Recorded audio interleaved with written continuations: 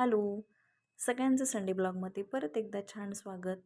तर आज संडे होता, मग वेळ पण होता. मग धुरंधर मूव्हीचं खूप क्रेज चाललेलं, म्हणून मग सरांना थोडासा मस्का मारायचं चालू आहे. ते की त्यांचं आवडीचं जेवण बनवून.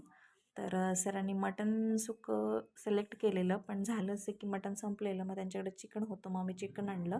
त्याच्यानंतर ते अर्धा तास मॅग्नेट करायला ठेवलं. हे हिरवं वाटण आहे आपलं.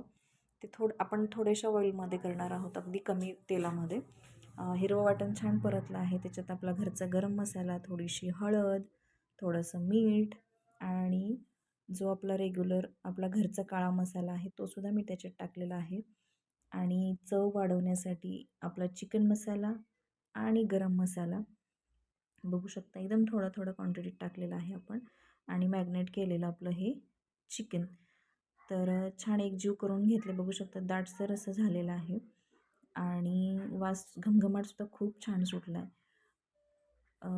मॅग्नेट केल्यामुळे त्याला पाणी ऑलरेडी सुटलेलं आहे. आणि 10 मिनटं वाफ काढली.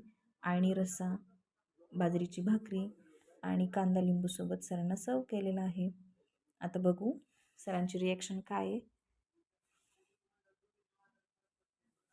येस, सरांना तरी आवडलेलं आहे आणि आपली धुरंधर मूव्ही फिक्स झालेली आहे पाहण्याची. ओके.